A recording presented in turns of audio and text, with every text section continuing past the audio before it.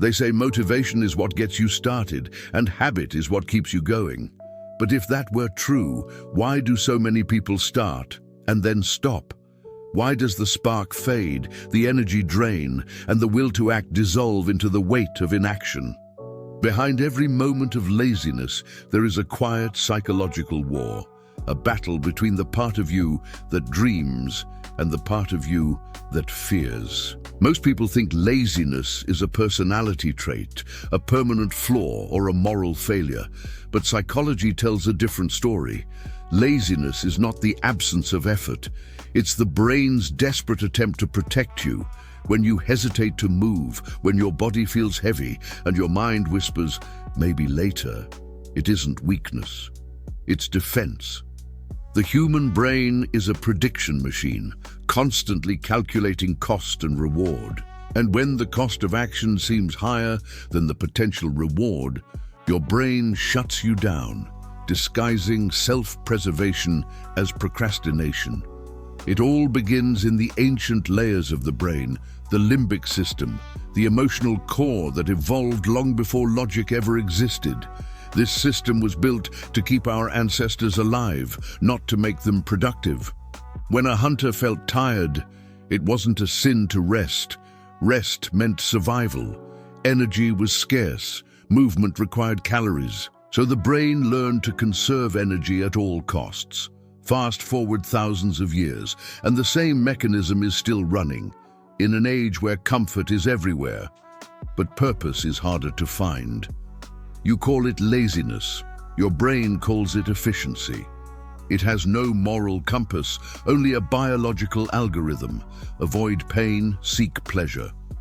The problem is that modern life twisted what pain and pleasure mean. Checking your phone gives instant pleasure. Working on a long-term goal gives delayed reward, which to the primitive brain looks like pain. And so without realizing it, you find yourself stuck in loops of distraction, chasing quick dopamine hits while avoiding meaningful progress. This is not weakness, this is neurochemistry. Every time you scroll, like, or watch, your brain releases dopamine, the molecule of anticipation, not satisfaction. It's the promise of reward, not the reward itself. And your brain becomes addicted to that anticipation. It starts craving novelty, not achievement. The more you chase small hits of pleasure, the more resistance you feel toward anything that requires effort. Your motivation erodes because your brain's reward system is hijacked. The dark truth about motivation is that it doesn't come first. Action does. Most people wait to feel motivated before acting, but motivation is a byproduct of movement. The act of starting releases the very chemicals that generate momentum. When you move, even slightly, your brain produces dopamine in alignment with progress, not fantasy. That's why the hardest part of any task is simply beginning. Once you break the psychological inertia, the chemistry shifts. But there's a deeper reason why we avoid starting at all. Fear. Not fear of failure, but fear of transformation. Every meaningful action threatens your current identity. To change, even for the better, means the death of who you are now. The mind resists that death. It will invent distractions, excuses, and delays to protect the status quo. This is why laziness often appears right before major breakthroughs, because your old self senses that it's about to be replaced. Psychologists call this homeostasis of identity. Just as your body maintains temperature and balance, your mind maintains a consistent sense of self. If you suddenly act in ways that contradict your self-image, if you see yourself as lazy and then you start being disciplined, your brain experiences cognitive dissonance. It resists the new behavior because it feels foreign. It tries to pull you back into the familiar comfort of inertia. That's why most motivational advice fails. It attacks the symptom, the lack of energy, but not the source, the psychological identity you're protecting. You can't force motivation with slogans or willpower alone. You have to rewire the story your mind believes about you. If your subconscious identity says, "I'm lazy," no amount of effort can override that for long. You'll always return to the baseline your mind believes is normal.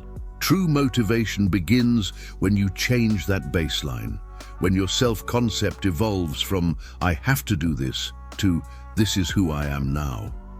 But the brain doesn't change easily. It resists new patterns because change costs energy. The prefrontal cortex, the rational part that plans and decides, consumes enormous amounts of glucose. Thinking, deciding, and focusing are metabolically expensive. That's why your brain prefers automatic routines. It wants to save energy by repeating familiar loops, even if they hurt you. Laziness is, in essence, a form of energy optimization, but one that's outdated for the modern world. Consider this: when you plan to work on something important, your brain immediately calculates effort versus uncertainty. It asks, how much energy will this take, and will it even pay off? If the answer feels uncertain, the limbic system triggers discomfort, boredom, distraction, fatigue. Those feelings aren't random. They're your brain's way of discouraging wasteful effort.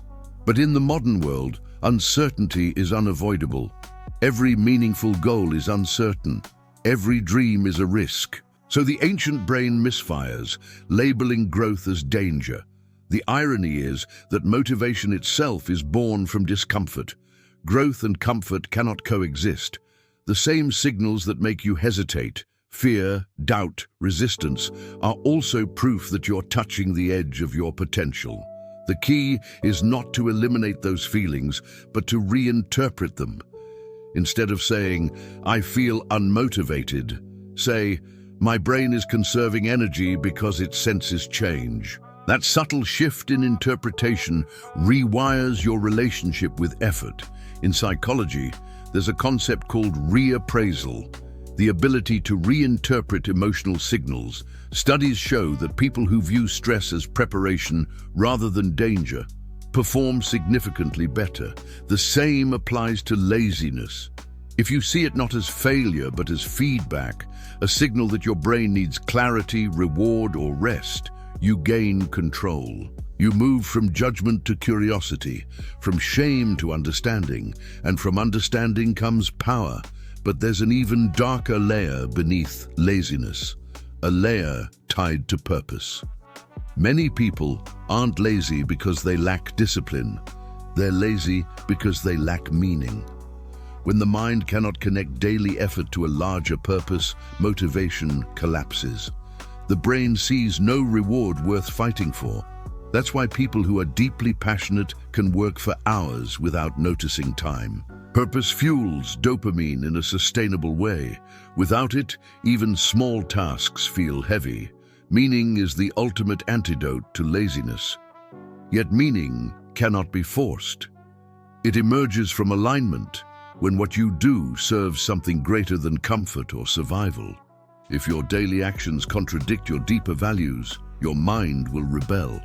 It will drain your energy, not out of weakness, but as a form of protest. Laziness then becomes not just biological, but existential, a quiet revolt against a life that doesn't feel like yours. The truth is, motivation is not something you find. It's something you create through alignment, purpose, and identity. And the darker truth, you'll never feel ready. Readiness is a myth created by fear. If you wait until you feel ready, you'll wait forever. To act, you must first disrupt the equilibrium your brain has carefully maintained for millennia.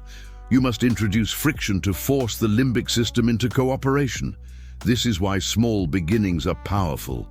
Even the tiniest action, opening a notebook, writing one line, walking to the gym door, sends a signal to your brain that change is possible. That signal triggers a chemical shift. Dopamine begins to flow, not from fantasy, but from action. The ancient circuitry that once resisted movement now begins to support it. Creating momentum is like lighting a fuse. Once the first spark ignites, it feeds itself. Motivation doesn't arrive fully formed. It accumulates, grows, and strengthens with repetition. The first step is never about doing a lot. It's about doing just enough to prove to the mind that you are capable. And this proof, repeated daily, rewrites the subconscious narrative. Slowly, your identity shifts. You begin to see yourself not as someone who procrastinates, but as someone who acts, even in small ways. But momentum alone is not enough. The modern mind requires structure and feedback to sustain motivation. Humans are wired for patterns and rewards. Without consistent signals that effort is meaningful, the old inertia will resurface. That's why breaking large goals into microtasks is critical. Each completed task releases dopamine, reinforcing the behavior. Each small victory becomes a proof point for the subconscious. Yes, I can do this. This is who I am now. Yet even with structure, laziness is cunning. It exploits uncertainty, distraction, and indecision. It waits until you are tired, stressed, or emotionally vulnerable. It hides behind the illusion of choice. You can do it tomorrow. You'll feel like it later. One more break won't hurt. Each excuse is a mask for the same ancient fear. Fear of transformation, fear of the unknown, fear of leaving your comfort zone. Understanding this is critical. Once you recognize laziness as a guardian, not an enemy, you can negotiate with it rather than fight it blindly. The psychology of self-reward is equally powerful. Motivation is often confused with discipline, but real psychological momentum comes from meaningful reinforcement. Celebrate completion, no matter how small. Recognize effort, not just outcomes. The brain, conditioned over millions of years, thrives on feedback. A pat on the back, a moment of reflection, a subtle recognition. These are the chemicals that build sustained motivation. Without them, even the most disciplined strategy will falter. There is also a shadow side to motivation, overcommitment and burnout.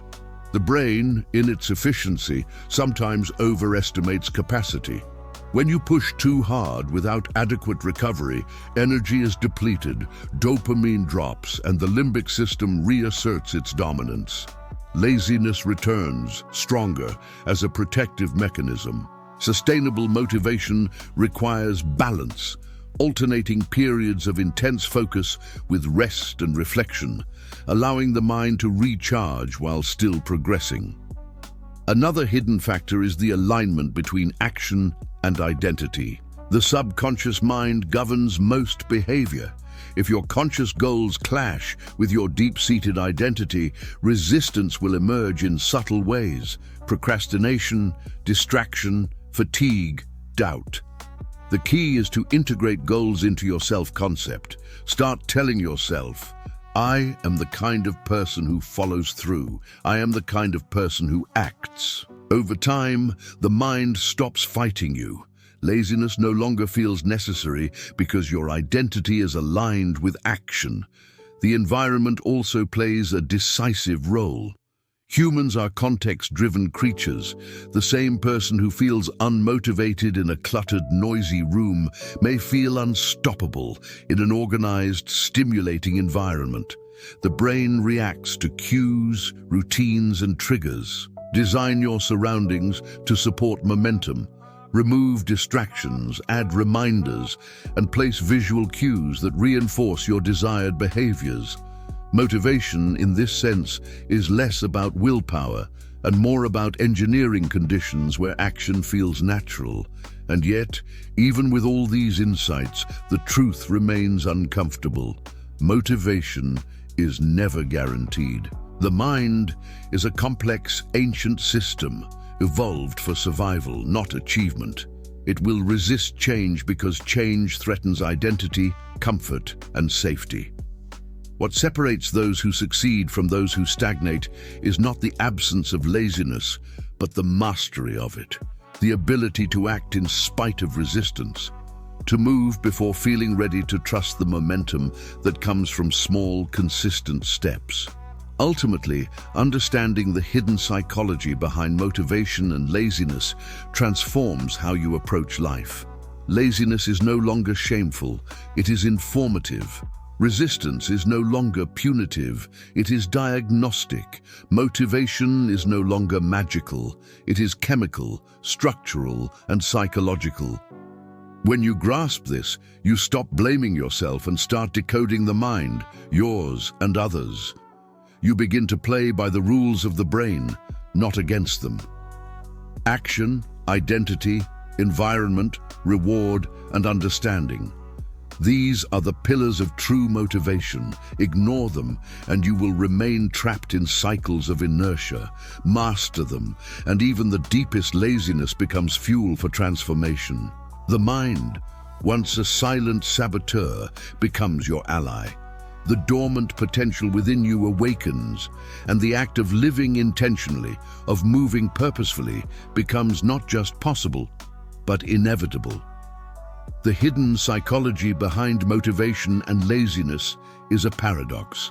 The forces that hold you back are the very forces that, once understood, propel you forward. Every hesitation, every delay, every whisper of fatigue is a message, a guidepost, a signal.